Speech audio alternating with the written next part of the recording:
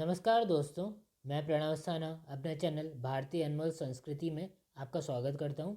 आज मैं श्रीमद् भागवत पुराण, विष्णु पुराण आदि में दिए गए प्रामाणिक विवरण के अनुसार इस सृष्टि को उत्पन्न करने वाले ब्रह्मा जी स्वयं कैसे उत्पन्न होते हैं, इसके बारे में मैं आपको बताऊंगा। दोस्तों, सृष्टि के पूर्व ये संपूर्ण विश्व जल में डूबा हुआ था। उस समय एकमात्र श्री नारायण देव शेष शैया पर सोए हुए थे।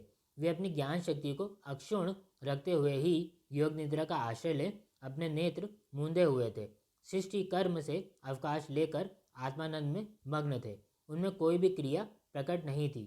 जैसे अग्नि अपनी दाहिका आदि शक्तियों को छिपाए हुए काष्ठ में व्याप्त रहता है, उसी प्रकार श्री भगवान ने संपूर्ण प्राणियों के सूक्ष्म शरीरों को अपने शरीर में लीन कर अपने आधारभूत उस जल में शयन किया। उन्हें सृष्टि काल आने पर पुनः जगाने के लिए केवल काल शक्ति को जागृत रखा।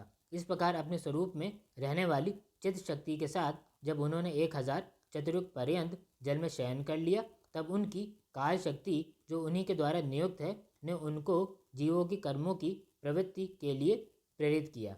तब उन्होंने अपने शरीर में लीन अनंत लोक देखे। जब भगवान की दृष्टि अपने में लीन लिंग शरीर आदि सूक्ष्म तत्व पर पड़ी, तब वे काल के आश्रय में रहने वाले रजोगुण से प्रेरित होकर सृष्टि रचना के लिए उनके नाभि देश से बाहर निकला। कर्म शक्ति को जागृत करने वाले काल के द्वारा विष्णु भगवान की नाभि से प्रकट हुआ वह सूक्ष्म तत्व कमल कोश के रूप में सहसा ऊपर उठा और उसने सूर्य के समान अपने तेज से उस अपार जल राशि को प्रकाशित कर दिया। उस प्रकाशित कमल में विष्णु भगवान ही अंतर्यामी रूप से प्रविष्ट हो गए। तब उसमें से बिना पढ़ाए ही संपूर्ण वेदों को जानने वाले साक्षात वेद मूर्ति श्री ब्रह्मा जी प्रकट हुए, जिन्हें लोग स्वयंभू कहते हैं। उस कमल की कर्णिका में बैठे हुए ब्रह्मा जी को जब कोई लोग दिखाई नहीं दिया, तब वे आंखें फाड़कर आकाश में चारों ओर गर्दन घुमाकर देखने लगे। इससे उनके चारों दिशाओं में 4 मुख हो गए।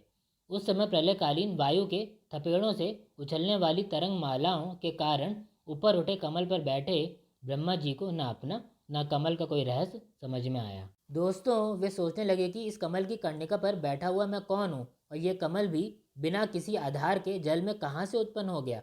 इसके नीचे अवश्य कोई वस्तु होनी चाहिए जिसके आधार पर यह स्थित है। ऐसा सोचकर वे उस कमल की नाल के सूक्ष्म छिद्रों में होकर उस जल में घुसे, किंतु उस नाल के आधार को खोजते खोजते नाभि देश के समीप पहुंच जाने पर भी उसे ना पा सके। उस अपार अंधकार में अपनी उत्पत्ति स्थान को खोजते खोजते ब्रह्मा जी को बहुत काल व्यतीत हो गया। ये काल ही भगवान का चक्र है जो प्राणियों को भयभीत करता हुआ उनकी आयु को क्षीण करता रहता है। अंत में विफल मनोरथ हो वे वहाँ से लौट आए और पुनः अपने आधारभूत कमल पर बैठकर प्राणवायु को जीत कर चित्त को निस्संकल्प किया और समाधि में स्थित हो गए।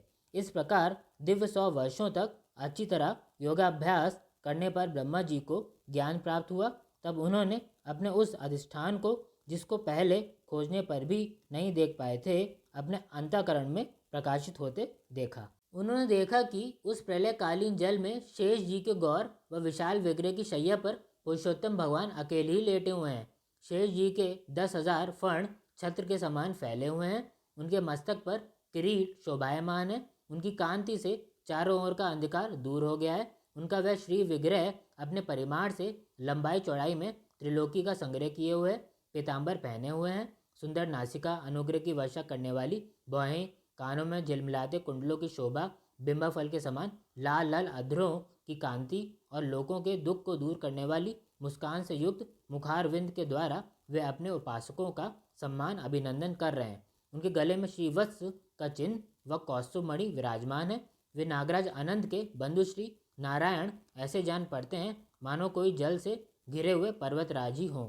दोस्तों, तब विश्व रचना की इच्छा वाले लोक विधाता ब्रह्मा जी ने भगवान के नाभि सरोवर से प्रकट हुआ वह कमल, जल, आकाश, वायु और अपना शरीर ये 5 ही पदार्थ देखे। इसके सिवा उन्हें कुछ दिखाई ना दिया। रजोगुण से व्याप्त ब्रह्मा जी प्रजा की रचना करना चाहते थे। जब उन्होंने सृष्टि के कारण रूप ये 5 ही पदार्थ देखे, तो लोक रचना में उत्सुक होने के कारण वे श्री हरि में चित्त लगाकर उनकी स्तुति करने लगे। भगवान के महात्म का गान करने के बाद ब्रह्मा जी बोले, आप संपूर्ण जगत के एकमात्र सुहृद व आत्मा हैं तथा शरणागतों पर कृपा करने वाले हैं। अतः अपने जिस ज्ञान व ऐश्वर्य से आप विश्व को आनंदित करते हैं, उसी से मेरी बुद्धि को भी युक्त करें, जिससे मैं पूर्व कल्प के समान इस समय भी जगत की रचना कर सकूं और सृष्टि रचना करने का अभिमान भी मुझ में न आवे। मैं आप ही की विज्ञान शक्ति हूँ, अतः इस जगत का विस्तार करते समय आपकी कृपा से मेरी वेद रूपी वाणी का उच्चारण लुप्त न हो। दोस्तों, इस प्रकार ब्रह्मा जी के मौन हो जाने पर उनको घबराया हुआ देखकर मधुसूदन भगवान ने उनसे कहा, वेदगर्भ, तुम आलस्य न करके सृष्टि रचना के कर्म में तत्पर हो जाओ। तुम एक बार फिर तप करो व भागवत ज्ञान का अनुष्ठान करो। उसके द्वारा तुम सब लोगों को स्पष्टता अपने अंतःकरण में देखोगे और फिर संपूर्ण लोग व अपने को मुझ में व्याप्त देखोगे। ब्रह्मा जी, त्रिलोकी को और जो प्रजा इस समय मुझ में लीन है, उसे तुम पूर्व कल्प के समान मुझसे उत्पन्न हुए अपने सर्ववेदमय स्वरूप से स्वयं ही रचो। भगवान सृष्टिकर्ता ब्रह्मा जी से इस प्रकार कहकर नारायण रूप से अदृश्य हो गए।